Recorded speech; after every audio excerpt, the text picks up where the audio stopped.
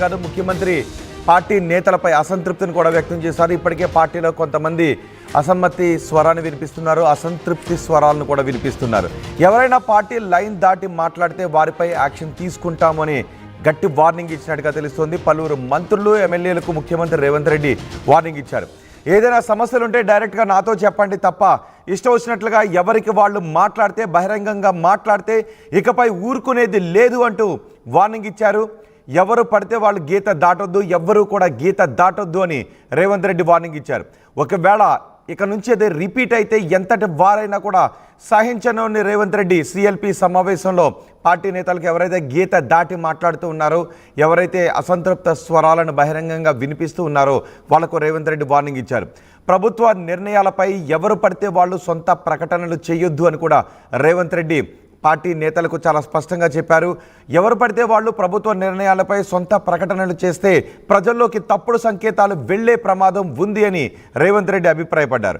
మంత్రులు ఎమ్మెల్యేలకు కోఆర్డినేషన్ ఎందుకు మిస్ అవుతోంది అని కూడా రేవంత్ రెడ్డి సిఎల్పి సమావేశంలో పార్టీ నేతలపై సీరియస్ అయినట్టుగా తెలుస్తోంది. అలాగే నిధుల కొరత ఉన్న చాలా చేసాం, ఇప్పటికే ఇచ్చిన హామీలను అమలు చేసుకుంటూ వెళుతూ ఉన్నాం. నిధుల కొరత ఉన్నప్పటికీ సంక్షేమాన్ని ఎక్కడ కూడా విస్మరించడం లేదు. ఇచ్చిన హామీలను పక్కాగా అమలు చేసుకుంటూ వెళుతూ ఉన్నాం. చేసింది ప్రజలకు చెప్పుకోలేకపోతున్నాము అని రేవంత్ రెడ్డి సిఎల్పి సమావేశంలో ఆవేదన వ్యక్తం చేశారు. కొత్త ఎమ్మెల్యేలు మొదటిసారి గెలవడం ఈజీనే, ప్రజల్లో ఉంటేనే మళ్ళీ గెలిచే అవకాశం ఉంటుంది, లేకపోతే మళ్ళీ ఓడిపోయే అవకాశం ఉంటుంది. అలాంటి వాళ్లకు తదుపరి టికెట్లు దక్కే అవకాశాలు కూడా ఉండవని వార్నింగ్ సంకేతాలను రేవంత్ రెడ్డి సిఎల్పి సమావేశంలో ఇచ్చారు. స్థానిక సంస్థల ఎన్నికల గురించి కూడా మాట్లాడారు. త్వరలో జడ్పీటీసీ, ఎంపీటీసీ, పంచాయతీ ఎన్నికలు జరగబోతున్నాయి. ఎన్నికలు ఎప్పుడు వచ్చినా, ఏ ఎన్నికలు వచ్చినా తప్పనిసరిగా 90% విజయాలను సాధించాలి అనే ఉద్దేశంతో ముందుకు వెళ్లాలని చెప్పినట్టుగా తెలుస్తోంది.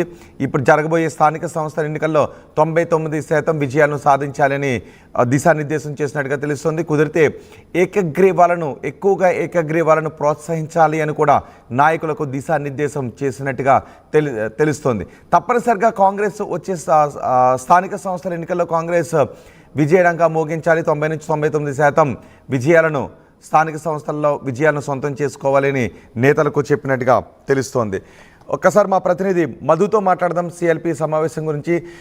మధు, సిఎల్పి సమావేశంలో రేవంత్ రెడ్డి స్థానిక సంస్థల్లో పార్టీ సాధించాల్సిన విజయాల గురించి దిశానిర్దేశం చేస్తూనే ఎవరైనా గీత దాటితే వాళ్లపై వేటు తప్పదు అనే సంకేతాలు ఇచ్చినట్టుగా తెలుస్తుంది. పర్టికులర్గా ఎవరైనా నేతలను ఉద్దేశిస్తూ మాట్లాడారా సిఎల్పి సమావేశంలో, లేదంటే ఓవరాల్గా అందరికీ ఈ వార్నింగ్ ఇచ్చారని చెప్పుకోవాలా?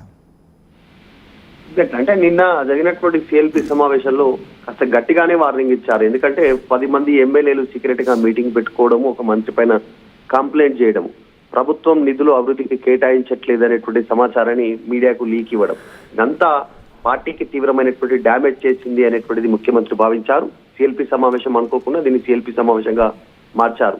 మొత్తం పూర్తి స్థాయిలో పవర్ పాయింట్ ప్రజెంటేషన్ ఇస్తూ రాష్ట్ర ఆర్థిక పరిస్థితిని వివరించి, ఇక్కడ నుంచి ప్రత్యేకంగా గ్రూప్ మీటింగ్లు వద్దు, ఎక్కడ మీడియాలో మాట్లాడొద్దు, మీడియాకు లీకులు ఇవ్వద్దు, మీకు ఏదైనా ఇబ్బంది అనిపిస్తే పార్టీకి సంబంధించినటువంటి లైన్లో అంతర్గతంగా వచ్చి కలవండి, మాట్లాడండి, నేను అందుబాటులోనే ఉంటాను, పిసిసి మహేష్ కుమార్ గౌడ్ అందుబాటులోనే ఉన్నారు, మీకు ఇక్కడ కూడా ప్రాబ్లం అయితే సాల్వ్ అయితే ఢిల్లీ వెళ్ళి ఢిల్లీ పెద్దలను కూడా కలవండి, అవసరమైతే నేనే అపాయింట్మెంట్ ఇప్పిస్తాను ఢిల్లీ పెద్దలను కలవడానికి, ఖర్గేని కానీ తర్వాత కేసీ వేణుగోపాల్ని కానీ రాహుల్ గాంధీ కలవాలన్నా కూడా నేనే చొరవ తీసుకుని అపాయింట్మెంట్ ఇప్పిస్తాను, అక్కడికి వెళ్ళి కలవండి, కానీ మీడియాకి ఎక్కొద్దు, గ్రూపులు కట్టొద్దు, డిస్కషన్స్ పెట్టొద్దు, ప్రభుత్వాన్ని అవాసు పాలు చేయొద్దు.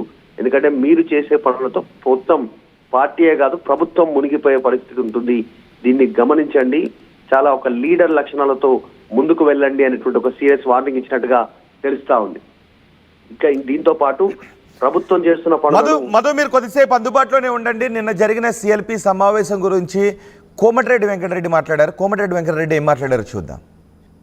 నుంచి మొదలుపెట్టి ఒక కుటుంబం, ఆ కుటుంబాలు అంతే ఉంటాయి. చిన్న కుటుంబంలో నలుగురు ఉంటేనే అప్పుడప్పుడు చిన్న డిస్ప్యూట్లు వస్తాయి.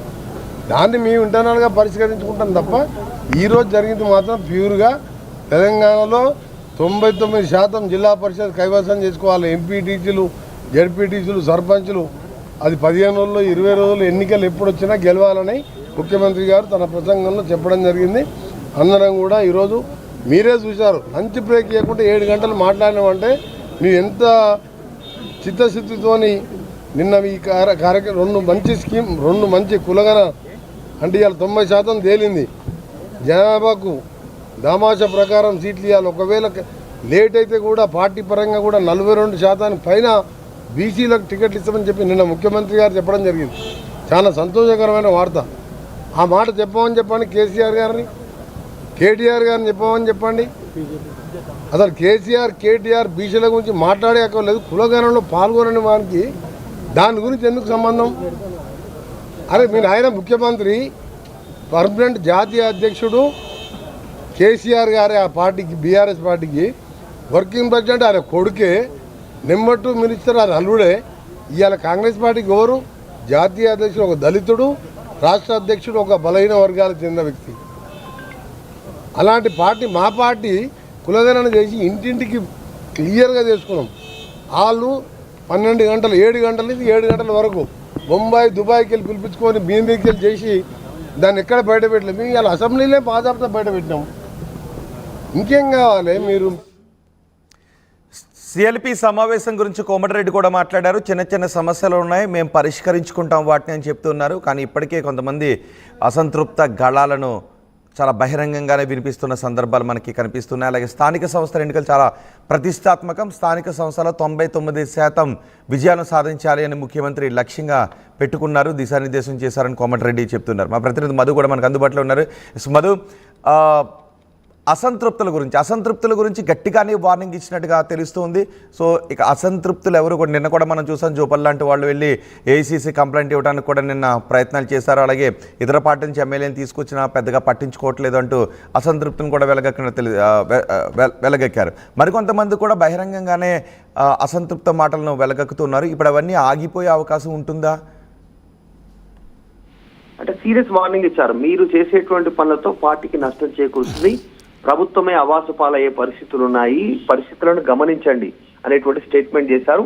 ఈ అసంతృప్త ఎమ్మెల్యేలు 10 మంది భేటీ అయినటువంటి వాళ్ళలో నిధులు ఇవ్వట్లేదు, తర్వాత ఒక కీలక మంత్రి మా నియోజకవర్గాల్లో ఇన్వాల్వ్ అవుతూ అసైన్డ్ భూములను, తర్వాత లిటికేషన్ లో ఉన్నటువంటి భూములను, సమస్యలతో ఉన్నటువంటి భూములను తన పేరు పైన, తన మనుషుల పేరు పైన చేసుకుంటున్నారు, దీన్ని అరికట్టండి అనేటువంటిది ఈ 10 మంది ఎమ్మెల్యేలు మొరబెట్టుకునే ప్రయత్నం చేశారు. కానీ వారి ఇబ్బందిని వినే పరిస్థితి అక్కడ నిన్న కనిపించలేదు. ఎందుకంటే దాదాపు 100 ఎమ్మెల్యేలు ఉన్నారు కాబట్టి వారికే ఉల్టా వార్నింగ్ ఇచ్చారు. రాష్ట్ర ఆర్థిక పరిస్థితి గురించి పవర్ పాయింట్ ప్రజెంటేషన్ ఇచ్చారు. ఇప్పుడున్న పరిస్థితుల్లో మీరు అడిగిందల్లా ఇవ్వడం కుదరదు అనేటువంటిది నిర్మోహమాటంగా చెప్పే ప్రయత్నం చేశారు. కాబట్టి ఆర్థిక పరిస్థితిని బట్టి, వెసులుబాటును బట్టి ఎంత మేర నిధులు కేటాయించాలో ప్రభుత్వం కేటాయిస్తుంది, దాని ప్రకారం అడ్జస్ట్ అయిపోండి అని చెప్పారు. మరి ఎన్నికల టైంలో రీసెంట్ గా 1 year పాలనలో ప్రజలు అడుగుతున్న వాటికి అన్నిటికీ మేము ఓకే అంటున్నాం. రోడ్ల విషయంలో కానీ, అభివృద్ధి విషయంలో కానీ, ఇంకా ఇతరత్ర పనుల విషయంలో ఓకే చెప్పాం. వారికి ఏం చెప్పాలి అనేటువంటిది కూడా ఎమ్మెల్యేలు తిరిగి ప్రశ్నించారు. దానికోసమే ఈ పవర్ పాయింట్ ప్రజెంటేషన్ ఏర్పాటు చేశాం. గత ప్రభుత్వం అప్పులు చేసింది, అప్పులు కట్టేటువంటి పరిస్థితుల్లో